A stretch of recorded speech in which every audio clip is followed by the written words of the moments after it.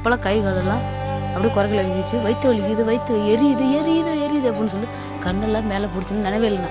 அப்பயே அவத்த ஆட்டு வருதுன்னா அப்பயே வச்சிருப்போம்.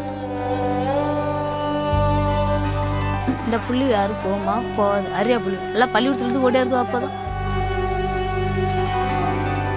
இன்னும் வீடு இருந்தால் தானே வருவோம். பங்காளி வீட்டில் வாடகை வீட்டில் போடக்கூடாதுன்னு சொல்லிட்டாங்க.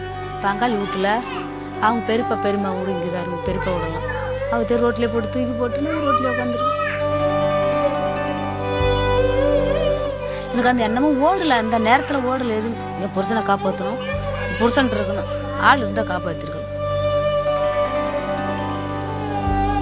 நான் நினைக்க போனாலும் 100 ரூபா 150 ரூபா இந்த வேலைக்கு போனேன். பொழுது போனால் 150 ரூபா தருவது, மதியம் ஓடுறா 100 ரூபா தருவது. அதை வச்சுட்டு நோட்டு புக் ஆகிட்டு ரேஷன் அரிசி சோறு தான் நாங்கள் தின்னுட்டுருக்கோம்.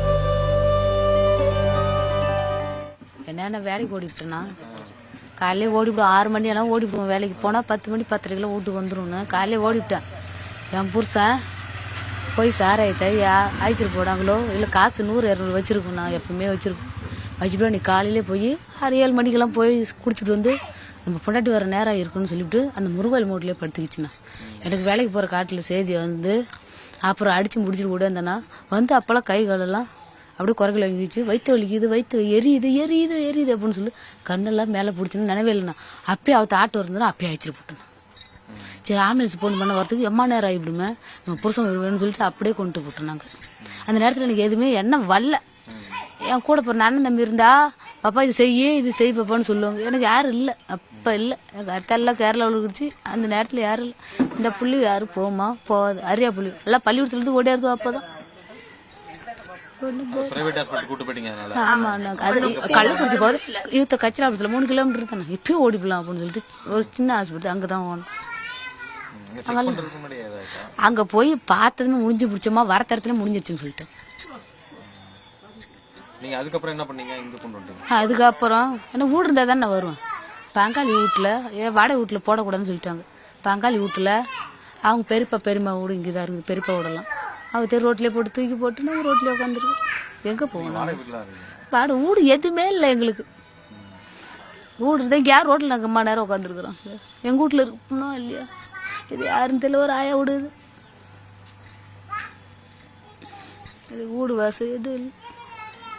பசங்க என்ன பண்றாங்க, என்ன படிக்கிறாங்க? என்ன தம்பி பெரியவன் 10வது படிக்கிறான். இப்போ தானே போனா 2 நாள் கூட. பொட்டை பிள்ளை 2, பெரிய பாப்பா 7வது படிக்கிறா. இப்போ 8வது மாறிவிட்டா. சின்ன பாப்பா 7வது இப்போ தானே போறா. ஆமாண்ணா 6 பேத்துலண்ணா 4 பேத்துக்கு செப் எடுத்துட்டாங்கண்ணா. அப்புறம் என் புருஷனா 2வதா போனது. அடுத்து சாவக்கொள்ளதான் இப்படி ஆயிடுது. எங்களுக்கே தெரியும். எங்களுக்கு யாரும் செப்பு எடுக்கல. செப்பு எடுத்திருந்தாங்களாம் பார்த்துருக்கோம்.